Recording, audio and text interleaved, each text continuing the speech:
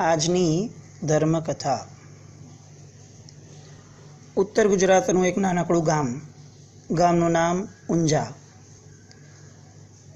ઊંઝા ગામ એ શીલ, સદાચાર, શૌર્ય, ઉદારતા આ બધા ગુણોની અંદર ઇતિહાસ રચે એટલું જોરદાર એનો ભવ્ય ગૌરવ વારસો જાળવી અને જીવી રહ્યું હતું. સવારનો સમય છે, મહાજનના પ્રમુખ પેઢીએ બેઠા છે અને અચાનક જ એક 45 વર્ષના ભાઈ ભાગતા યુવાનને પણ શરમાવે એવી રીતે ભાગતા આવ્યા અને એક કાગળ, પત્ર વ્યવહાર માટેનો જે કાગળ હોય એ કાગળ એમણે આમના હાથમાં આપ્યો. મહાજનના જે પ્રમુખ હતા એમણે આ વાંચ્યો, પોતાનો ઠસ્સો જોરદાર, સંગ્રામ મલજી એનું નામ, અને આટલા જોરદાર ઠસ્સામાં એમણે વાંચ્યું અને એમના મોઢાના આખા ભાવ બદલાઈ ગયા અને એકદમથી અચાનક જ જાણે શરીરમાં રોમાંચ પ્રગટી ગયો હોય એ રીતે એણે તરત જ પત્ર વાંચ્યા પછીથી જે લાવ્યો હતો આ સમાચાર કરસન, એ કરસનને એકદમથી એની બાજુમાં પડેલી ચાંદીની ગીની, ચાંદીના સિક્કા ભરેલો નાનો આખો બટુઓ હતો એ આખો બટુઓ આપી દીધો અને નાચવા લાગ્યા. કરસને વિચાર્યું કે આજે તો મારું દારિદ્ર્ય ફીટ્યું, પણ મહાજનને એવું તે શું આમાં જોવા મળ્યું છે આ પત્રની અંદર કે જે પત્રના કારણે એ આટલા બધા પ્રસન્ન થયા. એટલે એમણે તરત પૂછ્યું કે કાકા એવું તે શું છે આમાં, એ તો બતાવો. અને ત્યારે કાકા કહે છે કે શું કહું કરસન તને, જેની અમે લોકો વર્ષોથી રાહ જોઈ રહ્યા હતા એવા અમારા ગુરુ ભગવંત આવતીકાલે સવારે ઊંઝામાં પધારી રહ્યા છે. આ એના સમાચાર છે. આપણા ગુરુના આગમનનો આનંદ કેવો, ગુરુ પ્રત્યેનો બહુમાન કેવો, ગુરુનું નામ સાંભળવા મળે અને આપણને રોમાંચ ન થાય, કેવી રીતે ચાલે. શ્રેણિક મહારાજાના તીર્થંકર નામકર્મ વિશે આપણે બધા જાણીએ છીએ.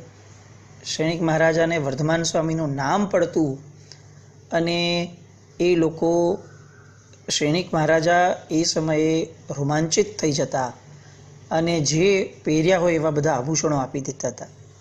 હું એમ નથી કહેતો કે આપણે બધું આપી દઈએ, પણ એવું કેમ વિચાર ન આવે કે ગુરુનું નામ આપણને રોમાંચ પ્રગટાવે. આજે આપણામાંના કેટલા બધા લોકોના મોઢામાંથી, બહુ જ બધા લોકોના મોઢામાંથી મહાત્માઓના નામ જે રીતે લેવાય છે ને, ઘણીવાર એ પણ બહુ જ સંકોચજનક હોય છે. સાવ નામથી, આમ જયઘોષ સુરી મહારાજ સાહેબ એવું પણ નહીં, મહાબોધિ સુરી મહારાજ સાહેબ એવું પણ નહીં. ન સુરી દેખાય, ન વિજય દેખાય, ન મહારાજ પાછળ દેખાય અને સાવ તૂછડાઈથી આપણે નામો લેતા થઈ ગયા.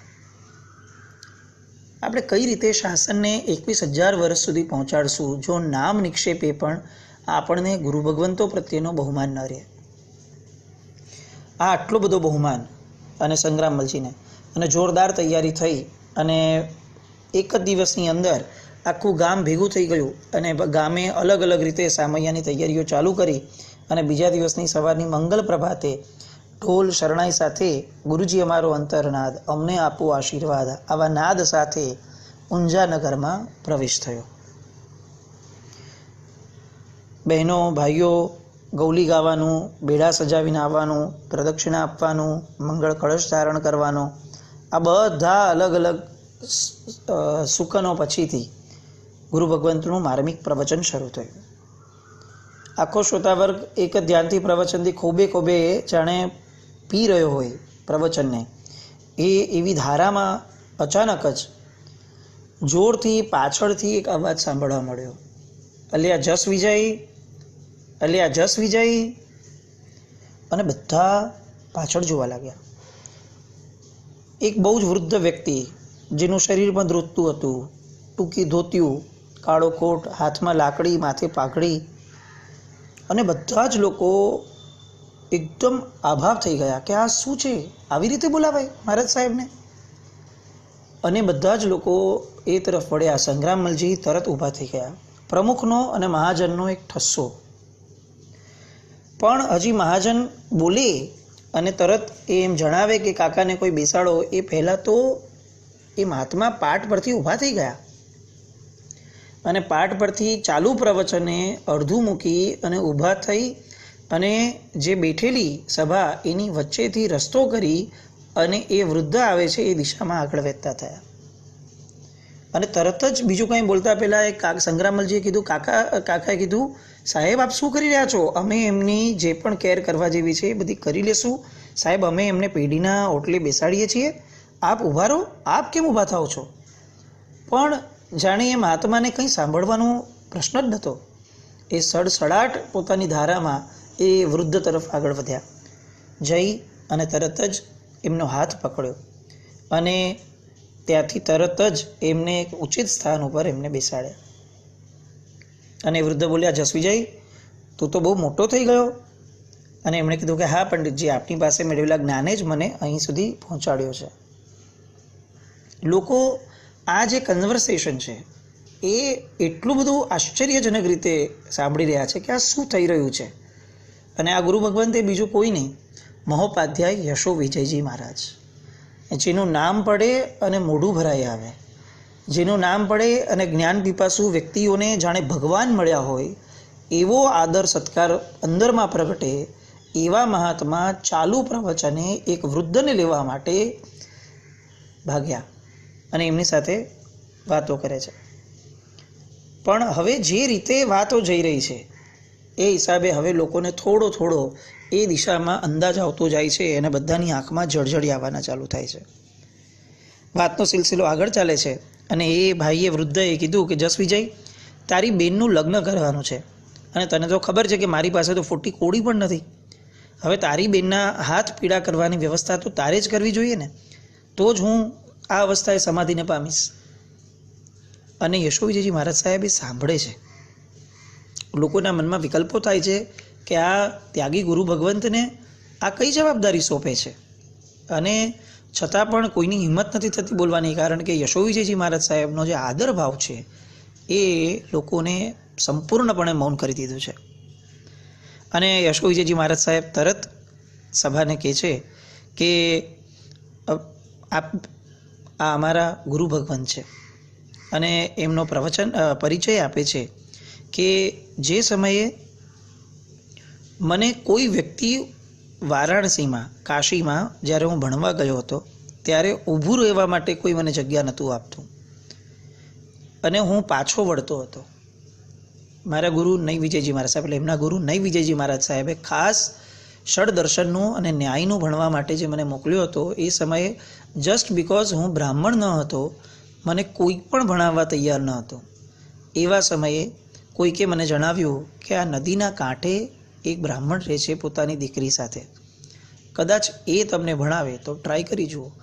અને એ ત્યાં જ ગયા અને જઈ અને એમણે વિનંતી કરી. એમણે વિનંતી માની અને પછી તો યશો વિજયજીની મેઘાશક્તિના કારણે જ એ ગુરુ ભગવંતે એમને અતિશય જ્ઞાની બનાવવા માટેના પ્રયત્નો આદર્યા. અને એ જે ગુરુજી બ્રાહ્મણ, એ જ એટલે આ અત્યારે જે આવેલા વૃદ્ધ કાકા હતા. એ સભા સાંભળતી રહી અને બધાની આંખમાંથી ધડ પાણી વહે છે, કારણ કે આજે જેની ઉપર અસીમ બહુમાન છે એવા ગુરુ ભગવંત પોતે પોતાની ઋણ મુક્તિ માટેની પ્રેરણા કરી રહ્યા છે.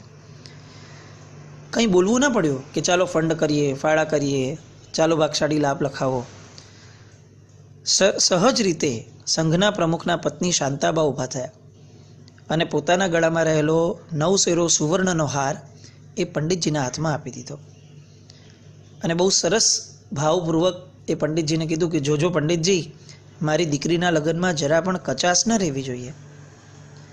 અને આ સાંભળતા એ પંડિતજીની સુકાઈ ગયેલી આંખો જાણે પૂર આવ્યું હોય એ રીતે દળદળ વહેવા લાગી. અને પછી તો શાંતાબાનું અનુકરણ બેઠેલી આખી સભાએ કર્યું અને થોડીક ક્ષણોમાં તો જાણે આખાને આખા આભૂષણોનો ઢગલો થઈ ગયો હોય એ રીતે બહેનોએ પોતાના પહેરેલા તમામ આભૂષણો એ સમયે કાઢી આપ્યા. વરસાદ વરસ્યો અને એટલો જ વરસાદ વરસ્યો બધાની આંખમાંથી પણ. મહાજન મારા માથે છે, મહાજન એ તો અમારું માવતર કહેવાય. ઊંઝાશ્રી સંઘની ઉદારતા જોઈને હું ધન્ય બન્યો છું, આવું પંડિતજી જણાવી અને બધાને પગે લાગે છે. મહોપાધ્યાયજી એ આ બધા દ્રશ્યો જોઈ અને પોતાની આંશિક ઋણ મુક્તિનો આનંદ માણી રહ્યા છે. પણ ત્યાં જ એ પંડિતજી, એ જે બ્રાહ્મણ હતા, એમણે પોતાના હાથના ખોબામાં આવે એવા કેટલાક આભૂષણો લઈ અને સાહેબજીને પગે લાગી અને જવાનું ચાલુ કર્યું. બધા જ વિનવે છે કે આ શું કરો છો? પણ ત્યારે પંડિતજીએ કીધું કે આનાથી વધારેની મને જરૂર નથી, અને એ ચાલતા થયા. આ સૌજન્યતા જે જોઈ એ પછીથી સંઘ પણ આશ્ચર્ય પામ્યો. મહોપાધ્યાય યશોવિજયજી મહારાજ સાહેબ અત્યારે આવા કેમ થયા, આટલા મહાન? એના મૂળમાં આવા બ્રાહ્મણ પંડિતો, આવા ગુરુ ભગવંતો, એમના પોતાના આચરણ અને ગુણમય જીવનનો બહુ મોટો ફાળો આ સંદેશ, આ કથામાંથી, આ પ્રસંગમાંથી લોકોને મળ્યો. આજની આપણી પ્રજા મળતું હોય તો એક કણિયો પણ ન છોડીએ એવી આપણી મનોવૃત્તિ, અને જે ખરેખર જરૂરિયાતનો છે અને જે ખરેખર માંગવા જ આવ્યા છે એવા સમયે પણ ખપ પૂરતું લેવાની આ પંડિતજીની, બ્રાહ્મણની મનોવૃત્તિ બહુ સમજવા અને વિચારવા, કમ્પેર કરવા જેવું છે કે આપણે કઈ દિશામાં જઈ રહ્યા છે.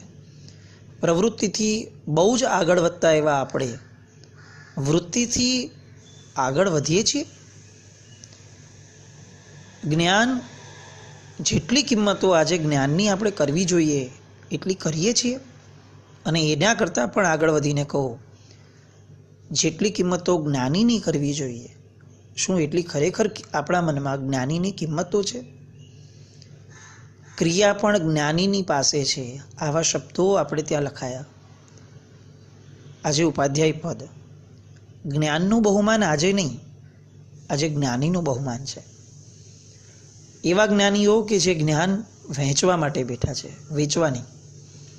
અને કદાચ પરિસ્થિતિ અનુસાર કોઈ વેચે પણ તો પણ જ્ઞાનીપણું એનામાંથી જતું નથી, જો એની પોતાની વૃત્તિઓમાં, એના પોતાના લક્ષ્યમાં એ સ્પષ્ટતા છે કે આ મારી મજબૂરી છે.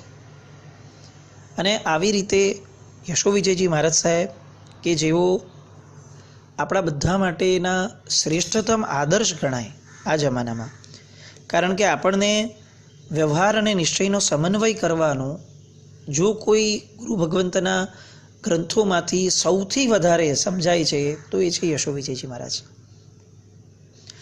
એમનું સંસારી નામ જશ. ઓસવાલ જૈન કુટુંબમાં જન્મ્યા હતા. પિતા બહુ જ નાની ઉંમરમાં ગુજરી ગયા.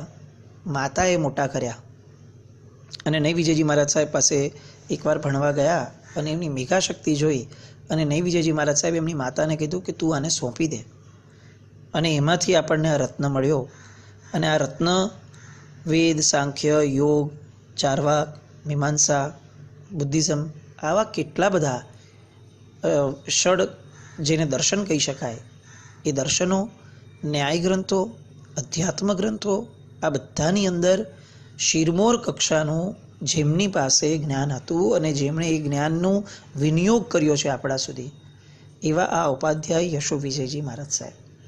આજના ઉપાધ્યાય પદે આપણે એમને અને એમના અંતર્ગત જેટલા પણ ઉપાધ્યાય ભગવંતો આ શાસનમાં થયા છે, કે જેમના થકી આ પ્રભુનું શાસન આપણા સુધી જ્ઞાન સ્વરૂપે પહોંચ્યું છે, એ બધા જ ઉપાધ્યાય ભગવંતોને, એ ઉપાધ્યાય ભગવંતોના જ્ઞાન આપવાના અંદરના શૌર્યને અને એમની ઉદારતાને, એમના જ્ઞાનીપણાને આપણે કોટી કોટી વંદન કરીએ. અને ચોક્કસપણે આપણા જીવનમાં જ્ઞાનીનું બહુમાન પ્રગટે, જ્ઞાનનો વિનિયોગ કરવાનો ભાવ પ્રગટે, એવી કંઈક પુરુષાર્થની ધારા આજથી શરૂ કરીએ તો એ ખરા અર્થમાં આપણા માટે ઉપાધ્યાય પદની આરાધના રહેશે.